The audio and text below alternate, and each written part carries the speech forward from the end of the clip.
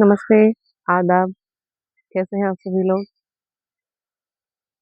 आप सभी की खैरियत बिल्कुल मैं जानना चाहती हूँ, दिल से जानना चाहती हूँ, इसीलिए नीचे कमेंट्स बॉक्स में लिखकर मुझे ज़रूर बताइए।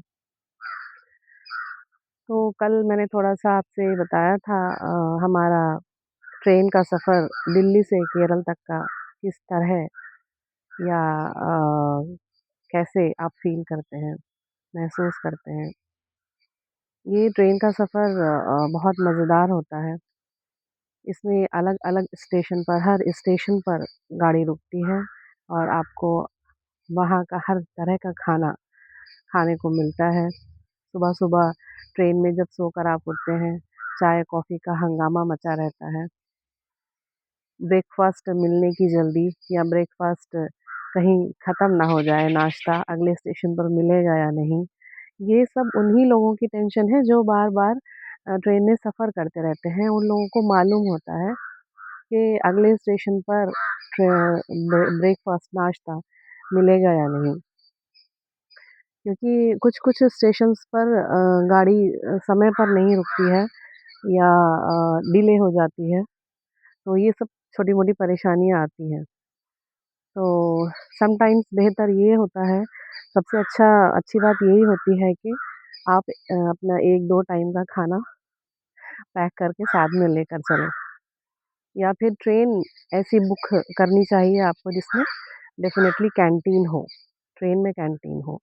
केरला एक्सप्रेस इसका सबसे अच्छा एग्ज़ाम्पल है। केरला एक्सप्रेस नाम से एक ट्रेन है, बहुत अच्छी सर्विसेज़ है।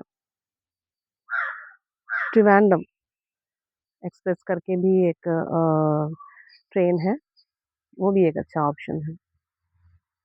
तो जब भी हम दिल्ली से केरल आते थे, 3 दिन का वो सफ़र कभी भी भारी नहीं लगा, कभी भी परेशानी भरा नहीं लगा। उम, वो पैकिंग करने की बहुत जल्दी हुआ करती थी, जब भी हम केरल आने के लिए प्लान करते थे। केरल आने के लिए प्लान करते थे तो पैकिंग की बहुत जल्दी हुआ करती थी। जल्दी से पैकिंग करके कैसे भी करके हम ट्रेन में चढ़े और सफ़र शुरू हो।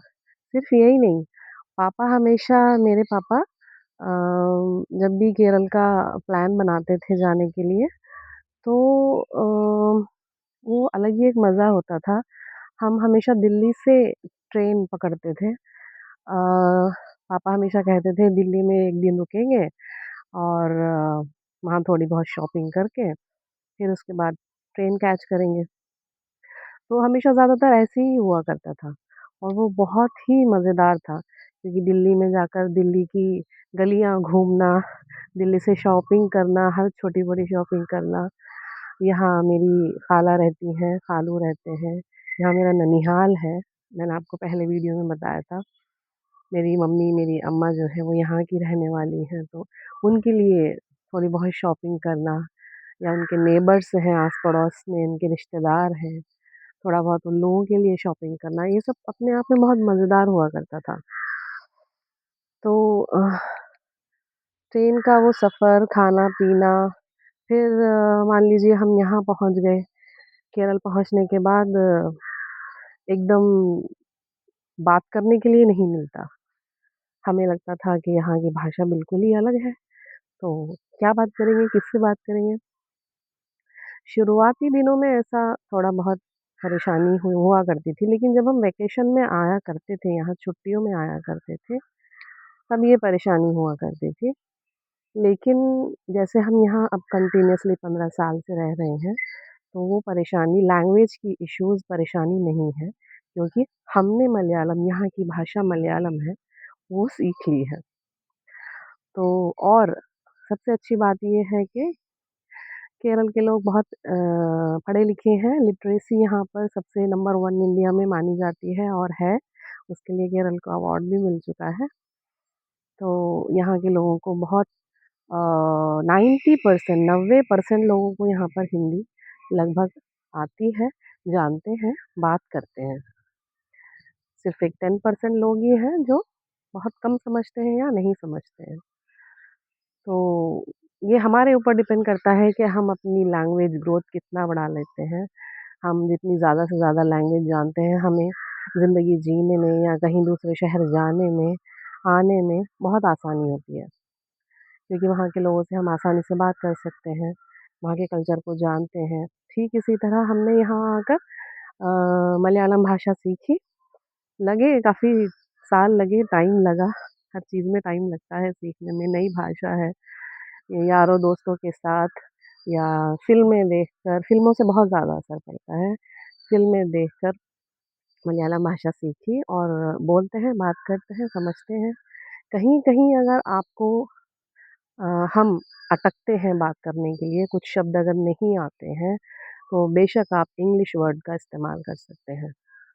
कोई बुराई नहीं है, क्योंकि यहाँ के लोग इंग्लिश भी अच्छी तरह से जानते हैं। इंग्लिश वर्ल्ड वाइड लैंग्वेज है, आप कहीं भी यूज़ कर सकते हैं, बात कर सकते हैं, बहुत आसानी होती है। तो हिंदी यहाँ के लोग लगभग 90% लोग जानते हैं, अगर आप केरल आ रहे हैं घबराने, डरने की कोई ज़रूरत नहीं है। यहाँ के लोग लगभग हिंदी जानते हैं, आप आएँ, घूमें-फिरें और वीडियो पसंद आया हो, इन्फॉर्मेटिव लगा हो तो ज़रूर लाइक, शेयर एंड सब्सक्राइब ज़रूर कीजिए, क्योंकि मैं नहीं चाहती आप मेरा कोई भी वीडियो मिस करें। आने वाले वीडियोज़ और भी इन्फॉर्मेटिव होने वाले हैं, क्योंकि हमें पूरा केरल घूमना है और मुझे आप ही के साथ घूमना है पूरा केरल, क्योंकि मुझे मेरे यूपी वालों को मेरे सभी यूपी वालों को मेरे अंकल हैं वहाँ, पापा के बहुत सारे रिश्तेदार हैं, पापा के बहुत सारे दोस्त हैं, उनके बच्चे हैं, मेरे दोस्त हैं, सभी आप लोगों को केरल घुमाना है, दिखाना है, तो साथ में बने रहिए और मिलते हैं जल्दी ही, तब तक के लिए अलविदा।